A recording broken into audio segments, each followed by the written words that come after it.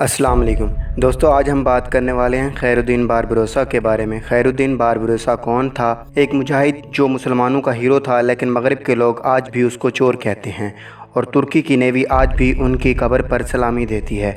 आखिर मगरिब वाले उसको चोर क्यों कहते हैं? आज की वीडियो में हम आपको मुकम्मल तफसील के साथ उनकी हिस्ट्री के बारे में बताएंगे। अगर आपने हॉलीवुड की मशहूर film pirates of the Caribbean देखी है तो उसमें बारबरोसा का नाम ज़रूर सुना होगा।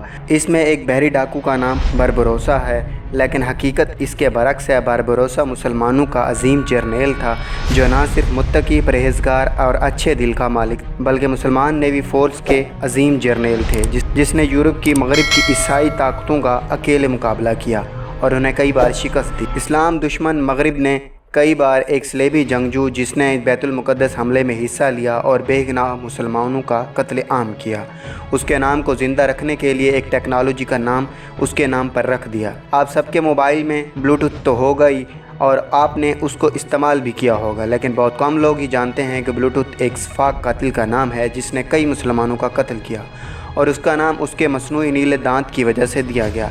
इस्लाम दुश्मन सलेबियों ने एक सफाक कातिल का नाम इस तरह ज़िंदा रखा, मगर दूसरी जानिब एक अजीम बहरी जर्नेल को चोर और डाकू बनाकर दुनिया के सामने पेश कर दिया।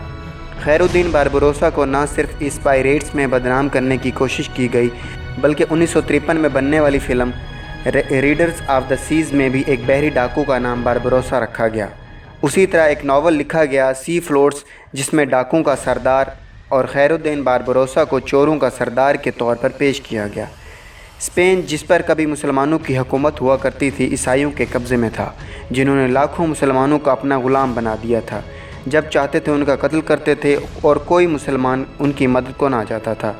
खैरुद्दीन बारबरोसा ने अपने भाई के साथ अपनी तिजारती कश्तियों के साथ मुसलमानों को निकालने का काम शुरू कर दिया। उन्होंने बहुत कम अरसे में मुसलमानों की एक बड़ी तादाद को स्पेन से अफ्रीका और तुर्की लाने में कामयाब हो गए, जिसके बाद स्पेनी मुसलमान उनको प्यार से बाबा अरूज कहते थे, क्योंकि अरूज की दाढ़ी सुर्ख थी और इतालवी ज़बान में सुर्ख दाढ़ी वाले को बारबरोसा कहते थे। इतालवी बाबा अरूज को बारबरोसा कहने लगे। तब तक इटली, स्पेन, यूनान और तुर्की में अरूज का नाम मशहूर हो चुका था और ये एक ऐसा जर्नेल था जो बड़ी कामयाबी से स्पेन से मुसलमानों को लेकर आता था। एक मकामी उस्मानी गवर्नर ने बारबरोसा को अपनी बहरी फ़ौज में शामिल कर लिया और उनको 18 कश्तियों के एक बहरी बेड़े की कमान दे दी। उन्होंने स्पेनी मुसलमान की इमदाद को बहुत तेज़ कर दिया। इसके बाद इन दोनों भाइयों ने इटली, स्पेन और नाइट हॉस्पिटलर में बहुत सी जंगें जीती। 1533 में बारबरोसा को सुलेमान मैग्निफिसेंट के ज़रिए उस्मानी बहरिया का ग्रैंड एडमिरल मुकर्रर किया गया। उन्होंने इसी साल फ्रांस में सफारत खाने की क़यादत की। 1534 में त्यूनस को फ़तह किया।